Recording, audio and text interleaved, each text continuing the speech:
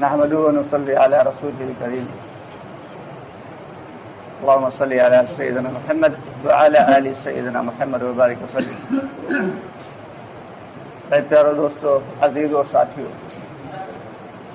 اللہ رب العالمین کا بے حد شکر و احسان اور کرم ہے کہ اللہ تعالیٰ نے ایک نہایت عظیم مجلس کے لیے ہم سب کو قبول فرمایا۔ یہ وہ مجلسیں ہیں کہ جن پر اللہ رب العالمین کے وعدے، لاکھوں کروڑوں آدمیوں کی مجلس ہو لیکن وہ دنیاوی اعتبار سے ہو تو اس پر اللہ تعالیٰ کا ایک بھی وعدہ نہیں ہے، لیکن دین کے اعتبار سے، دعوت کے اعتبار سے، علم کے اعتبار سے، عبادت کے اعتبار سے، ذکر کے اعتبار سے جو بھی مجلس ہوگی، چاہے وہ چھوٹی سے چھوٹی مجلس کیوں نہ ہو، اللہ رب العالمین کے اس پر بڑے بڑے وعدے ہیں۔ فرماتے ہیں کہ ایسی مجلسوں میں بیٹھنے والوں کے سیئات کو حسنات سے مبدل فرما دیا جاتا ہے، یعنی اللہ رب العالمین وہ لوگ جو ایسی مجلسوں میں بیٹھتے ہیں ان کے گناہوں کو نیکیوں میں بدل دیتے ہیں، اور فرماتے ہیں کہ ایسی مجلسوں میں بیٹھنے والوں کی اللہ رب العالمین مغفرت فرما دیتے ہیں۔ اب اندازہ لگائیں کہ ایک ایسی عظیم مجلسیں ہیں جن پر اللہ رب العالمین کے کیسے بڑے بڑے وعدے ہیں، اور ایسی عظیم مجلس میں اللہ تعالیٰ نے ہمیں اپنے فضل اور اپنی توفیق سے بیٹھنے کی جو ہے توفیق دی۔ اپنے اللہ کی توفیق سے ہی ہم یہاں بیٹھے، اپنی کوشش، اپنی محنت سے کبھی کوئی بھی نیک عمل نہیں کر سکتا کوئی شخص۔ تو یہ اللہ رب العالمین نے جو ہمیں یہاں بیٹھنے کی توفیق دی ہے، تو اب اللہ سے بار بار دعا کر رہا ہے کہ اللہ تعالیٰ ایسی عظیم مجلسوں میں بار بار ہم سب کو تمام فضائل کے یقین کے ساتھ بیٹھنے کی توفیق عطا فرمائے۔ اور یہاں پر کیا کرنا ہے؟ ایمان کے اعتبار سے مذاکرہ کرنا ہے۔ یہ ایمان کیا ہے؟ کہ ایک اللہ تعالیٰ سے ہونے کا یقین اور کسی غیر سے کچھ بھی نہ ہونے کا یقین، یعنی مخلوقات کی سراسر نفی کرنا ہے، انکار کرنا ہے کہ مخلوق سے کچھ بھی نہیں ہوتا۔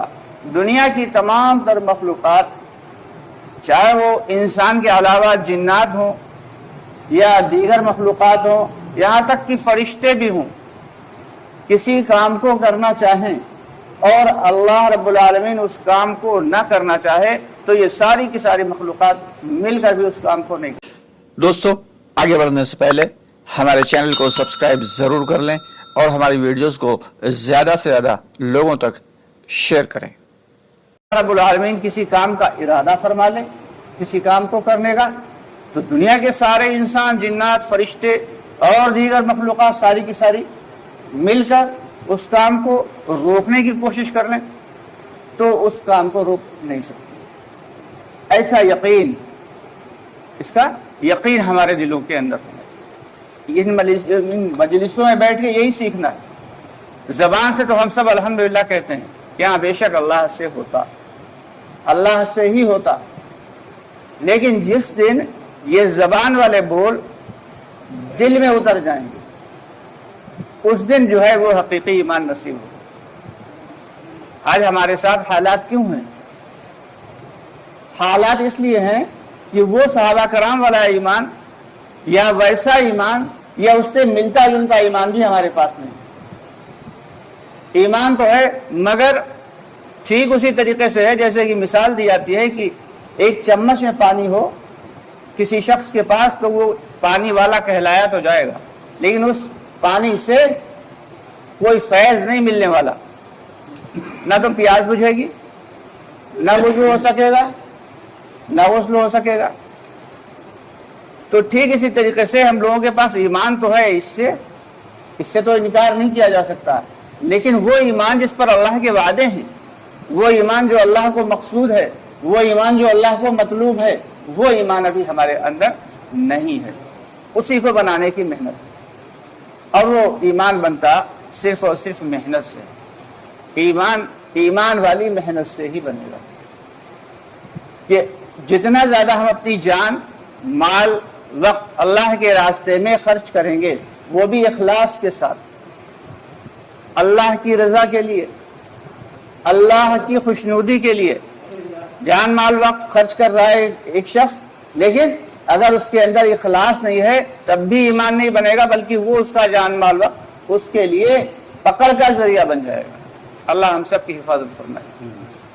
تو اس لیے اللہ کے راستے میں نکالا اور نکلا اسی لیے جاتا ہے کہ کیسے بھی کسی بھی طرح کسی کوشش سے اللہ ہمیں ویسا ایمان نصیب فرما دے جیسا ایمان ہمارے اسلاف کا تھا، ہمارے بزرگوں کا تھا، کہ جہاں جو کچھ چاہتے تھے اللہ تعالیٰ سے مانگ لیتے تھے اور بیٹھے بیٹھے انہیں وہ چیز مل جاتی تھی۔ جو مسائل بھی ہوتے تھے ان کا حل اللہ تعالیٰ سے چاہتے تھے اور مسائل ان کے حل ہو جاتے تھے۔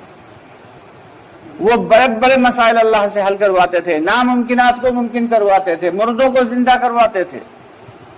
اور آج ہم چھوٹے چھوٹے مسائل بھی ڈائریکٹ اللہ تعالیٰ سے حل نہیں کروا پا رہے ہیں۔ اس کی وجہ کیا ہے؟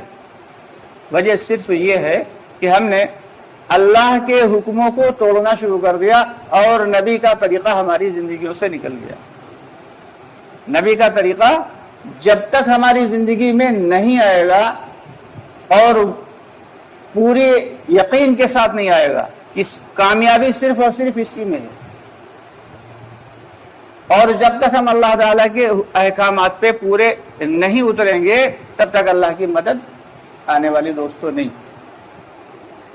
اللہ کا حکم نبی کے طریقے پہ جیسے جیسے ہم پورا کرتے چلے جائیں گے اللہ تعالیٰ ہمارے ایمان میں اضافہ کرتے چلے جائیں گے۔ جیسے جیسے ہم اللہ کے دین کے لیے اور اپنے ایمان کو بنانے کے لیے قربانی دیتے چلے جائیں گے اللہ تعالیٰ ہمیں ہدایت سے نوازتے چلے جائیں گے۔ فرماتے ہیں ہدایت کو اللہ تعالیٰ نے ایک مخصوص سطح پہ اٹکا رکھا ہے، ہم قربانی دیتے دیتے اپنے آپ کو اس سطح تک لے جائیں اور ہدایت کو پالیں۔ کبھی کبھی ایسا ہوتا ہے کہ وہ شخص ویسی قربانی نہیں دے پاتا جیسی کہ اللہ کو مطلوب ہے، اور اللہ تعالیٰ اس کو وہ اونچا مقام دینا چاہتے ہیں، تو اللہ تعالیٰ اسے حالات میں، بیماریوں میں، پریشانیوں میں، مشکلات میں، مصائب میں، آلام میں ڈال کے اسے اس درجے تک پہنچا دیتے ہیں، پھر اس کو ہدایت مل جاتی ہے۔ تو اس لیے ہم سب کی ذمہ داری یہ ہے کہ اپنے ایمان کو بنانے کی محنت خود ہم کریں، ہم خود ہی اپنے ایمان کو بنانے کی کوشش کریں، محنت کریں اور دوسروں کو دعوت بھی دیں، کیونکہ امت محمدیہ کی یہ ذمہ داری ہے کہ صرف خود عمل کر لینا اور اللہ کے حکم کو پورا کر لینا یہ کافی ہے بھائی، یہ کافی نہیں۔ پچھلی امتوں کے لیے تو کافی تھا، ہمارے لیے یہ کافی نہیں ہے، بلکہ خود عمل دعوت دیتے ہوئے کرنا ہے۔ دعوت دیتے ہوئے جب ہم عمل کریں گے تو وہ اللہ کے یہاں زیادہ قابل قبول ہوگا، اس سے ہمارا اپنا بھی فائدہ ہوگا اور ہمارے وہ بھائی جن کو ہم نے دعوت دی ہے ان کا بھی فائدہ ہوگا۔ یہ دعوت کی محنت ہے، یہ بڑی اعلیٰ محنت ہے۔ اللہ